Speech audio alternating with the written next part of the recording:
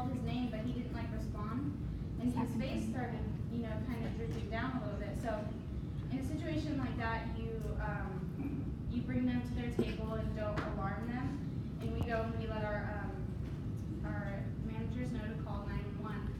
By the time the paramedics got there, he was slipping in his chair like this, and he couldn't control anything on the left side of his body. And they gave him some medication right there, and then they took him to the ER. And he made a full recovery, but then ended up dying 6 months after that. Oh, for the same thing? No, it was something different. He got sick from pneumonia. Oh, okay. I heard he got hit by a bus or something. No. What do you think they gave him? We didn't obviously talk about this. What do you think? Yeah, what do you think the paramedics gave? You said they gave him something right there. Or maybe not, since we got in Think about what happened, what the stroke or TIA was caused by. What do you think they would do? Some kind of anticoagulant, probably, right? Some kind of blockbuster, maybe even aspirin. Get it? So they probably gave him something like that because it was pretty obvious what happened, right? So they want to make sure. Remember, the whole game here is if somebody has a stroke, you need to clear that up before it's permanent damage, right? Yeah, Emily.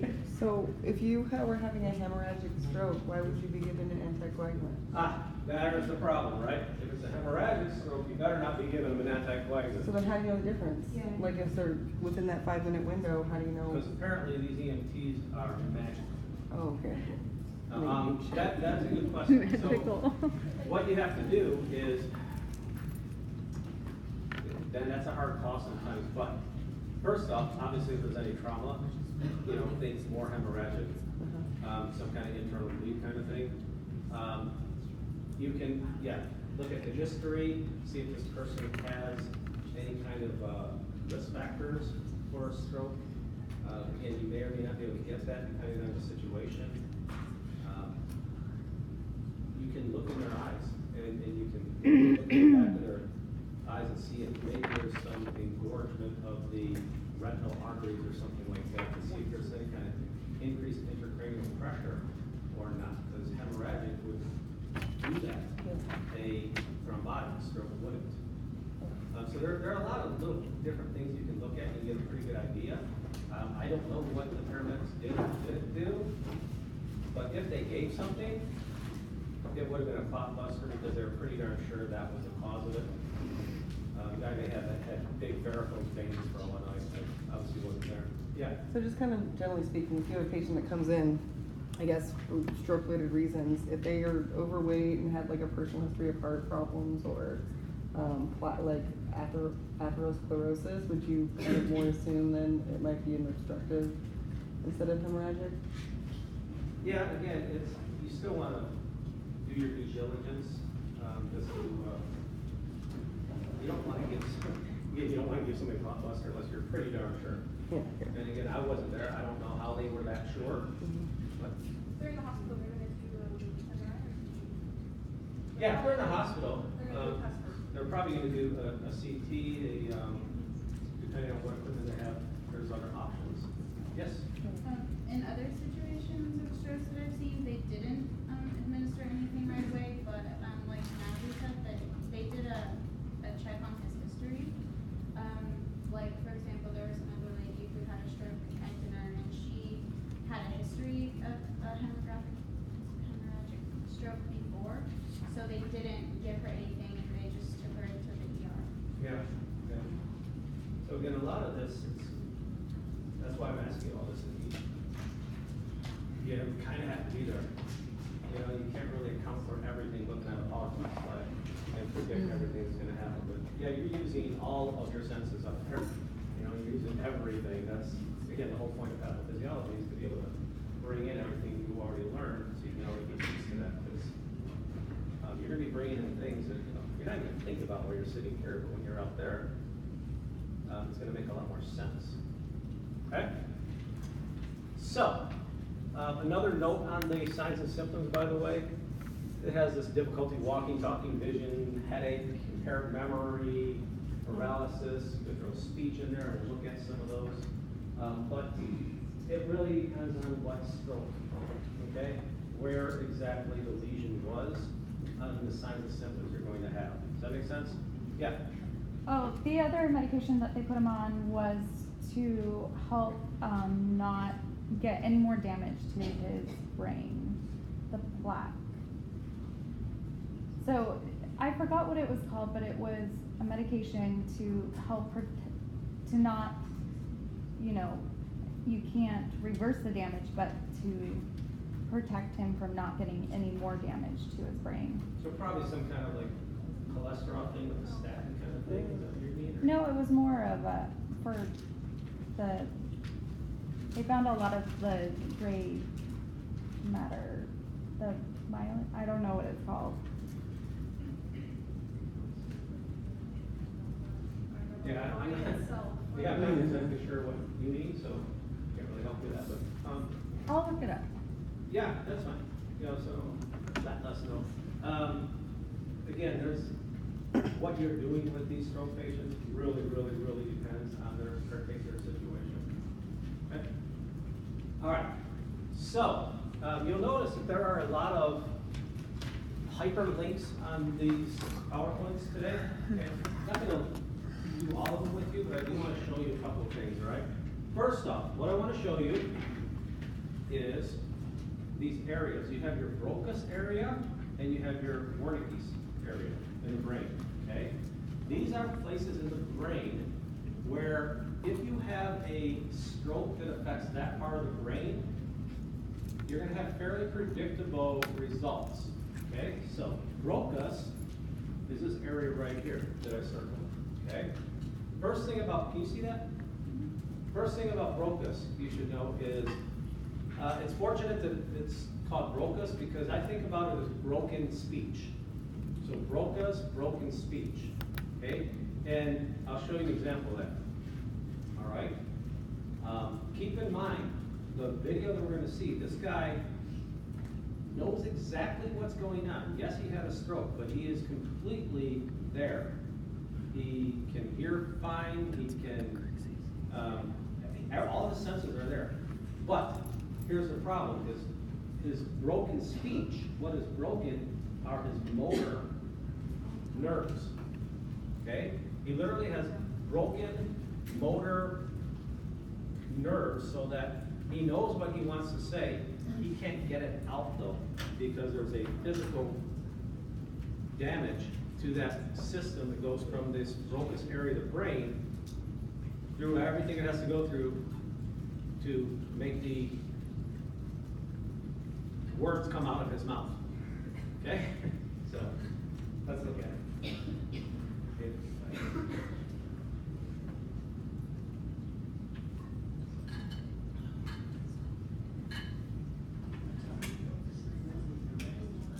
The week before. No good.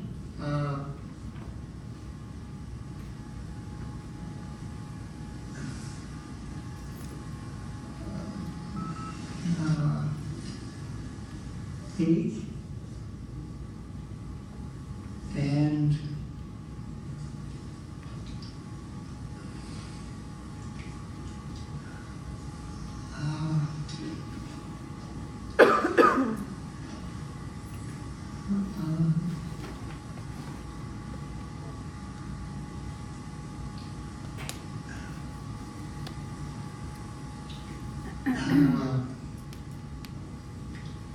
knees and ankles.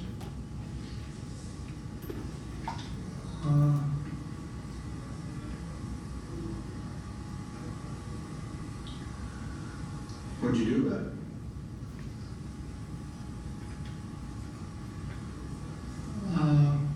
Home, doctor, and legs. Okay, I think you get the point. I'll need to play it all the way through for you. You see how this guy, he knows what's going on, right? He's in the conversation. He just can't can't get the words out fast enough. He has broken speech. It's a motor nerve problem. Garrett first. Right. That was my question. Excellent question. Is that what you're going to ask? Yes. These are the people that you want to hand them a pad of paper and a pencil, and they can write just fine. In fact, they can probably write a lot faster than they're going to be able to talk. Okay? That's different, by the way, with the other kind, the Wernicke's. Okay?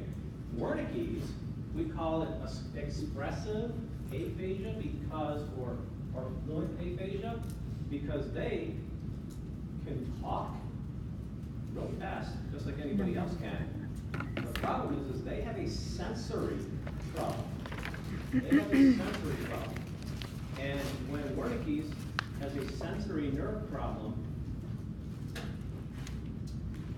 they can talk fast, they just don't make any sense.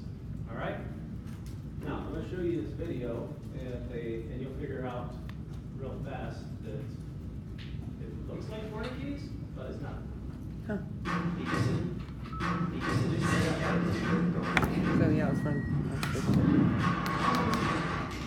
Doctors have determined what happened to that TV reporter. Remember after the Grammys on Sunday in her live report, we couldn't understand what she was saying, and many people thought at first, including doctors, that she had a stroke of some sort on camera, but that did not turn out to be the case, and we do know what happened to her. David Wright is here. Good morning, David. Good morning, Rob. It turns out it was a migraine headache, but this is one of those there but for the grace of God moments for any of us in TV news. A stumble on the air that was so awkward, people thought she was having a stroke.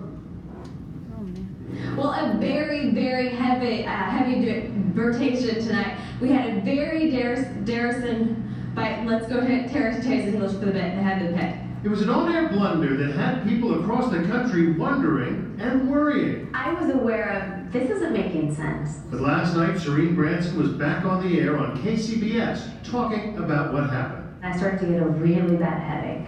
And I was starting to look at some of my notes. I started to think, the words on the page are blurry. And I could notice that my thoughts were not forming the way they normally. Okay, again, you have that link. I just wanted to show you that because they actually revised that video from the very first time I showed it because they thought that was a stroke. They thought that was a Wernicke's area lesion that caused her to death, because that's kind of what they sound like when they're having those Wernicke's area being affected. Again, it's a sensory problem with that. Now this one, like you just saw, that's a migraine, right? That's a bad migraine. I gotta tell you, I give her props for going on the air. I can't even imagine how bad that migraine hurt. Yeah.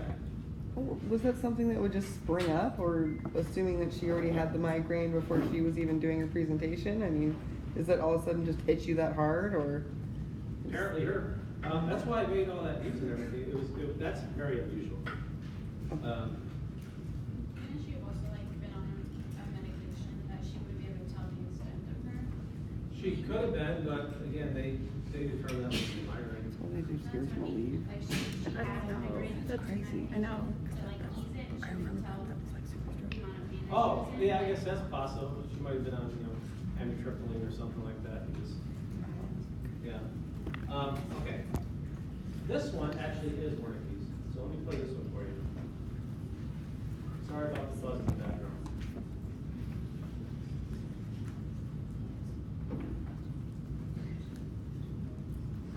Thanks. And so based on there, based on collection, Caterpillar, okay. Alright, I'd like for you to do some things now with your mouth. First thing I'd like for you to do is stick out your tongue. Stick your tongue? Show me how you would kiss. Show me how you love to kiss me. Show me how you sip on a straw.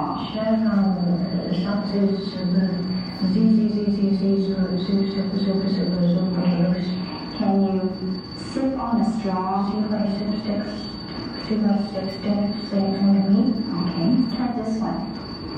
Okay, that's driving me crazy with that buzz. But you see the difference there? See the difference with her? She's